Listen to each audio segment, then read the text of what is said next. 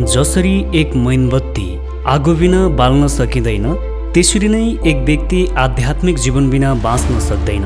भगवान गौतम बुद्धले भन्नुभएको थियो, यो दुनियाँमा अलग अलग समयमा अलग अलग महान व्यक्तिको जन्म हुन्छ।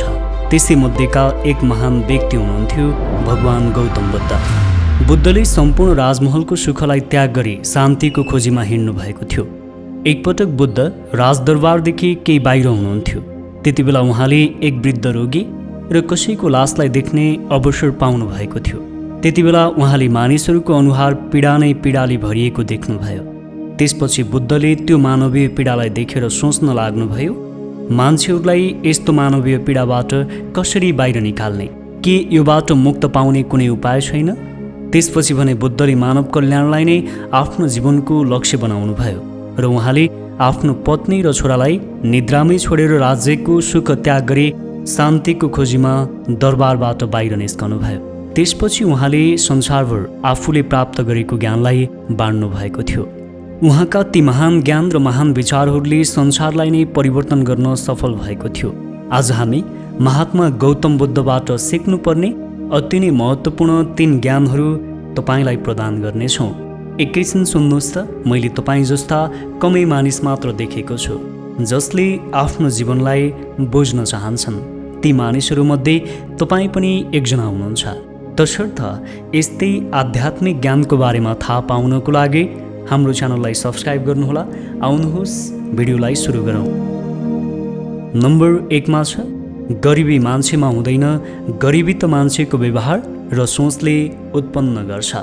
संसारका सम्पूर्ण मानिसहरूले अहिलेसम्म बुझेको अनुसार टन्न धन पैसा नहुनु, मिठो खान राम्रो लगाउन नपाउनु, सुख शैल र आनन्दको जिन्दगी बाँच्न नपाउनु र महलमा बस्न नपाउनु गरिबी हो भन्ने सोच्छन्। त्यस्तै मानिसहरू जन्मिँदादेखि नै न गरिब भएर जन्मन्छन् न धनी भएर जन्मन्छन्। तर वास्तवमा हाम्रो सोचले यसलाई फरक पार्दछ। मानिसहरू कहिले पनि गरिब हुन सक्दैनन्। गरिब त उनीहरूमा उत्पन्न हुने सोच र विचारले गराउँछ। हामीभित्र उत्पन्न हुने यही सोच र विचारले नै हामीलाई धनी गरिब भनेर छुट्याउने गर्दछन्। तर हामी यस कुरालाई सजिलै स्वीकार्न तयार हुँदैनौँ। यही कुरालाई बुझाउनको लागि म तपाईँलाई गौतम बुद्धको एउटा कथा सुनाउँदैछु। एकपटक भगवान बुद्ध आफ्नो ज्ञान बाँड्नको लागि एउटा गाउँमा पुग्नु भएको थियो। जहाँ बुद्ध जानु भएको थियो त्यो गाउँका मान्छेहरू विभिन्न समस्यादेखि ग्रसित थिए। उनीहरूले बुद्ध त्यहाँ ज्ञान सुनाउन आएको चाल पाए र आफ्ना समस्याहरू एक एक गरी बुद्ध कहाँ लिएर जान थाले। त्यही गाउँमा एक गरिब व्यक्ति पनि बस्थे। उनले अरू गाउँलेहरू बुद्ध कहाँ समस्या लिएर आउने र समाधान लिएर फर्कने गरेको ध्यानपूर्वक हेरेर बसेका थिए। बुद्ध कहाँ आउने व्यक्तिहरू सुरुमा चिन्तित र मलिन अनुहार लिएर आउँथे र फर्कँदा अनुहारमा चमक लिएर फर्कन्थे। यो देखेर त्यो गरिब व्यक्ति पनि आफ्नो समस्या लिएर बुद्ध कहाँ जाने निर्णय गर्यो। उसले बुद्ध कहाँ आफ्नो समस्याहरू लिएर गयो। केही समयपछि समस्या बताउने उसको पालो आयो। उसले आफ्नो समस्या सुनाउँदै भन्यो, महात्मा, यो गाउँमा सबै व्यक्तिहरू खुसी, सुखी र समृद्ध छन्। म मात्र एकजना यस्तो व्यक्ति छु जो जहिले पनि गरिब छु। मलाई धनी बन्ने इच्छा छ। तपाईँले मलाई धनी बन्ने उपाय सिकाइदिनु पर्यो। उसको यस्तो कुरा सुनेपछि बुद्धले मुस्कुराउँदै भन्नुभयो, तिमी गरिब हुनुको कारण तिमीले अरूलाई केही नदिनाले हो। बुद्धको कुरा सुनेर त्यो गरिब व्यक्ति अचम्ममा पर्यो र उसले भन्यो, महात्मा, यसै त म गरिब छु। मसँग अरूलाई दिन के नै छ र? मैले त भिख मागेर बिहान र बेलुकाको छाक टार्ने गर्छु। म अरूलाई के दिन सक्छु? यति भनेर त्यो व्यक्ति चुप लागेर बस्यो। उसको यो कुरापछि बुद्धले भन्नुभयो, तिमी अज्ञानी छौ। तिमीसँग अरूलाई बाँड्नको लागि किन छैन? भगवानले हामी सबैलाई बराबर दिनुहुन्छ। तिमीलाई पनि भगवानले अरूलाई बाँड्नको लागि यति धेरै चिज दिनुभएको छ। तर तिमीले त मसँग केही पनि छैन भन्छौ।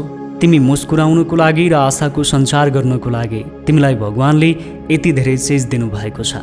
तिमीलाई मुख दिनुभएको छ। यसलाई पनि तिमीले राम्रो शब्द निकाल्न र अरूको प्रशंसा गरेर बाँड्न सक्छौ। त्यस्तै तिमीलाई हात दिनुभएको छ जसको माध्यमबाट तिमीले अरूको सेवा गर्न सक्छौ र एक मिठो मुस्कान दिनुभएको छ। त्योबाट तिमीले अरूलाई प्रभावित र खुसी बनाउन सक्छौ। मुस्कान, मुख र हात हुने व्यक्ति कहिल्यै पनि निर्धन हुन सक्दैन, कहिल्यै पनि गरिब हुन सक्दैन। तिमी गरिब होइन, गरिब त तिमी भित्रको सोच हो। यो एउटा भ्रम मात्र हो। यो भ्रमलाई तिमीले आफ्नो मनदेखि हटाउन आवश्यक छ। तिमीले आफ्नो मनमा पैसा नहुनुको कारण, धन सम्पत्ति नहुनुको कारण गरिब सोच्छौ भने तिमी साँच्चै नै गरिब हुन्छौ। यस्ता विचारहरूलाई तिम्रो जीवनबाट हटायो भने तिम्रो गरिबी पनि तिमीदेखि टाढा भाग्छ। बुद्धको यति कुरा सुनेपछि उक्त व्यक्तिको अनुहारमा पनि चमक आयो। त्यसपछि उक्त व्यक्ति कहिल्यै पनि दुखी भएन। गरिब व्यक्ति त्यो होइन जसको साथमा धन सम्पत्ति कम छ तर धनवान भएर पनि जसको इच्छा कम भएको छैन, त्यो व्यक्ति कहिल्यै पनि धनी बन्न सक्दैन। जसले आफ्नो आवश्यकताहरू पुरा भएर पनि अझै बढी पाउने इच्छा राख्छ, त्यो व्यक्ति कहिल्यै पनि धनी बन्न सक्दैन।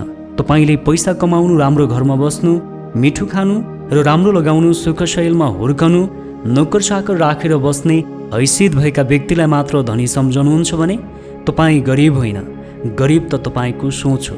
यदि तपाईँ यो सोचबाट माथि उठ्न चाहनुहुन्छ र धनी बन्न चाहनुहुन्छ भने तपाईँले आफूसँग भएका चिजहरूलाई अरूसँग बाँड्न सक्नुपर्छ। अघिको कथामा बुद्धले भन्नुभएको छ कि हामीले मुस्कान, मुख र हातलाई अरूसँग बाँड्न सकेनौँ भने हामी कहिल्यै पनि धनी बन्न सक्दैनौँ। त्यसकारण तपाईँ कसैसँग मुस्कुराउन सक्नुभयो भने, तपाईँको मुखबाट राम्रा शब्दहरू निकाल्न सक्नु भएन भने, वा अरूको प्रशंसा गर्न सक्नु भएन भने, आफ्नो हातलाई अरूसँग बाँड्न सक्नु भएन भने तपाईँ कहिल्यै पनि धनी बन्न सक्नुहुन्न। त्यसैले तपाईँले जब आफूभित्रको गरिब सोचलाई हटाउनुहुन्छ र बुद्धका यी 3 कुरालाई ध्यानमा राख्नुहुन्छ, तब मात्र तपाईँले सुखी, खुसी, समृद्धता हासिल गर्न सक्नुहुन्छ र धनी बन्न सक्नुहुन्छ। नम्बर 2, अज्ञानता र अहङ्कारले अन्धो गराउँदछ। शक्तिको अहङ्कारले हाम्रो मनबाट हर किसिमको मानवीय सद्गुणलाई क्रमशः नष्ट गरिदिन्छ। हाम्रो समाजमा जति पनि नकारात्मक कुराहरू छन् ती सबै असल ज्ञानको कमीले र मानिसहरूको अहङ्कारले हो। मानिसहरूमा भएको अज्ञानता र अहङ्कारले नै समाजमा विभिन्न किसिमका समस्याहरू निम्त्याउने गर्छ। त्यसकारण संसारमा सबभन्दा दुःखको कारण अज्ञानता हो।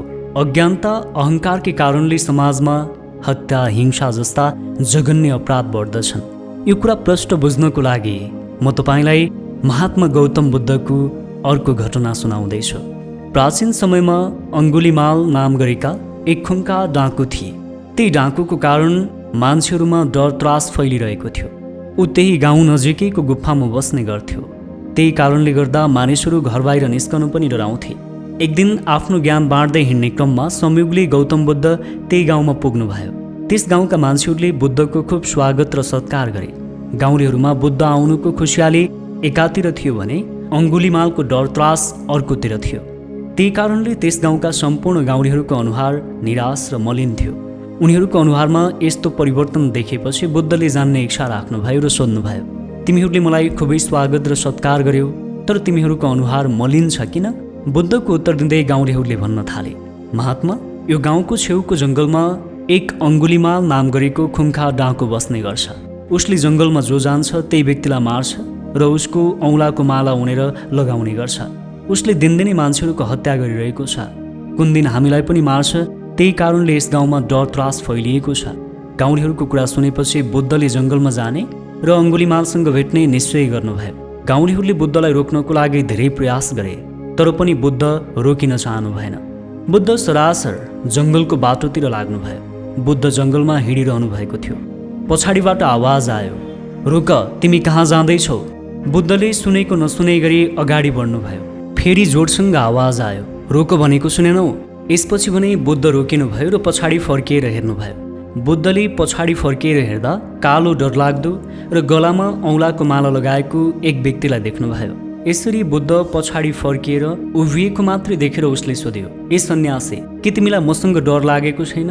मैले दिनमा 12 जनाको हत्या गर्ने गर्छु। उसको यस्तो कुरा सुनेपछि बुद्धले भन्नुभयो, म तिमीसँग किन डराउने? डर त ऊ व्यक्तिलाई लाग्छ जो ताकतवान छ। यो सुनेर त्यो डाँकु एकदमै क्रोधित भयो र भन्न थाल्यो, म ताकतवान छैन? म कतिको ताकतवान छु भनेर तिमीलाई कसरी देखाउँ? उसको यस्तो प्रतिक्रिया देखेपछि बुद्धले भन्नुभयो, यो रुख काट र यसलाई तुरुन्त 12 टुक्रा पार। त्यो डाँकुले रुख काट्यो र 12 टुक्रा पार्यो। उसले बुद्धलाई रुखका टुक्राहरू देखाउँदै भन्यो, ए सन्यासी, मेरो तागत देख्यौ? मेरो तागत देखाउन सबै जङ्गल फाड्नु? बुद्धले भन्नुभयो, तिमीले यो जङ्गल फाड्नु पर्दैन। तिमीले जुन रुख काट्यौ र 12 टुक्रा पार्यो, त्यो रुखलाई जस्ताको तस्तै पारेर जोड। बुद्धको यस्तो कुरा सुनेपछि त्यो डाँकुले भन्यो, ए सन्यासी, तिमी पागल त भएनौ? एकपटक काटेको रुख कहिले जोडिन्छ? उसको यस्तो कुरापछि बुद्धले भन्नुभयो, यदि तिमीले काटेको रुखलाई जोड्न सक्दैनौ भने त्यसलाई काट्ने अधिकार तिमीलाई कसले दियो? तिमीले यति धेरै मान्छेको शिर काटिसक्यौ, तिमीले ती मान्छेको शिर जोड्न सक्दैनौ भने तिमीलाई शिर काट्ने अधिकार पनि छैन। बुद्धको यो वाक्यपछि उक्त डाकुको मन परिवर्तन भयो। उसले आफूले गरेको अपराधको गल्ती महसुस हुन थाल्यो र उसले यस्तो काम कहिले पनि नगर्ने निश्चय गर्यो। बुद्धले उसको आँखाबाट अज्ञानता र अहङ्कारको जालो हटाइदिएपछि उक्त डाकु बुद्धको शिष्य बन्यो। पछि गएर उक्त अङ्गुलीमाल डाकु महात्मा बनेका थिए। बुद्धको घटनाबाट यो कुरा स्पष्ट हुन्छ कि अहङ्कार र अज्ञानताले आँखा देख्ने मान्छेलाई पनि अन्धो जस्तो गराइदिन्छ। एक असल शिक्षाको अभावले एक साधारण मान्छेले पनि राक्षसी व्यवहार गर्न पछि पर्दैन। ज्ञानको अभावमा मान्छेले मान्छे काट्न पनि पछि पर्दैन। अज्ञानतालाई हटाउने सबभन्दा राम्रो तरिका ज्ञान हो भन्ने कुरा हामीले माथिको यो घटनाबाट सिक्न सक्छौँ। त्यस्तै अर्को के कुरा महत्त्वपूर्ण छ भने जुन कुरा हामीले बनाउन सक्दैनौँ त्यो चिजलाई नष्ट गर्न पनि हामीमा कुनै अधिकार छैन। हामीले त्यति मात्र गर्नुपर्छ जुन चिजलाई हामी जस्ताको तस्तै बनाउन सक्षम रहन्छौँ। नम्बर 3 मा छ धैर्यताको फल मिठो हुन्छ। बुद्धबाट सिक्नुपर्ने अर्को शिक्षा छ धैर्यताको फल मिठो हुन्छ। हामीले आवश्यक नभएका र आफूले कुनै हदबाट पनि ज्ञान नपाउने कुरामा लामो समय खर्चिन सक्छौँ, तर जब हाम्रो लागि महत्त्वपूर्ण र ज्ञानमूलक समय हुन्छ त्यति बेला हामी 1 सेकेन्ड समय पनि कुर्न सक्दैनौँ। यदि हामी राम्रो कामको लागि र कुनै ज्ञान गुणको कुराको लागि कसैलाई कुर्नु पर्यो भने हामीलाई युद्ध लड्न हिँडेको योद्धालाई जसरी हतार हुन्छ। राम्रो कामको लागि 1 मिनेट कुर्न पनि घन्टौँ बितेको जस्तो लाग्छ। तर जो व्यक्तिले धैर्य गर्न सक्छ उक्त व्यक्तिले फल पनि अवश्य राम्रो पाउँछ। धैर्यताको फल कस्तो हुन्छ भनेर महात्मा बुद्धको यो तेस्रो कथाबाट हामी बुझ्ने प्रयास गर्नेछौँ। एकपटक गौतम बुद्धको एक सभामा भाषण दिने कार्यक्रम थियो। महात्मा बुद्धको भाषण सुन्नको लागि करिब 150 जना मान्छेहरू उपस्थित भएका थिए र उनीहरू बुद्धको भाषण सुन्नको लागि उत्साहित थिए।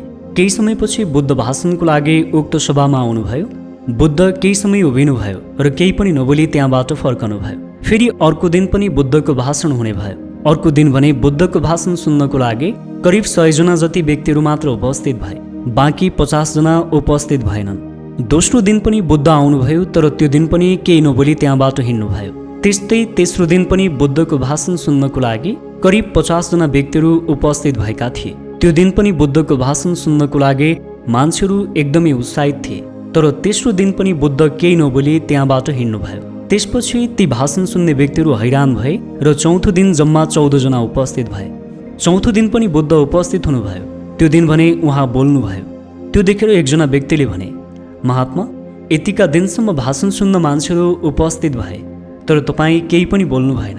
आज त जम्मा 14 जना मात्र उपस्थित छन् तर तपाईँ त आज बोल्नुभयो। गएको 3 दिन तपाईँ किन बोल्नु भएन? बुद्धले उक्त व्यक्तिलाई उत्तर दिँदै भन्नुभयो, मलाई यहाँ भिड गर्ने मान्छे होइन, मलाई त यहाँ बुझ्न खोज्ने मान्छेहरू चाहिएको छ।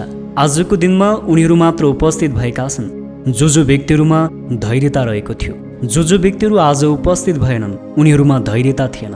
केवल यहाँ भिड हुनु ठुलो कुरा होइन, मलाई त यहाँ मैले भनेका कुराहरू बुझ्नेवाला व्यक्तिहरू चाहिएको थियो। तमासा देखाउनेवाला व्यक्ति यताउता तामझाम गर्दछन् तर बुझ्नेवाला व्यक्तिहरू धैर्य गर्दछन्। तिमीहरूमा त्यो शक्ति छ, त्यसकारण म तिमीहरूलाई आफ्नो शिष्य बनाउन चाहन्छु। त्यसरी ती 14 जना धैर्य गर्ने व्यक्ति मात्र बुद्धका शिष्य बनेका थिए। मान्छेहरूमा धैर्य हुनु कठिन छ तर यसको फल मिठो हुन्छ। धैर्यताले गर्दा आत्मविश्वास, दृढता र समझदारीले भरिएको दृष्टिकोणहरू उत्पन्न हुन्छन् जसद्वारा अन्तिममा गएर सफलता मिल्छ।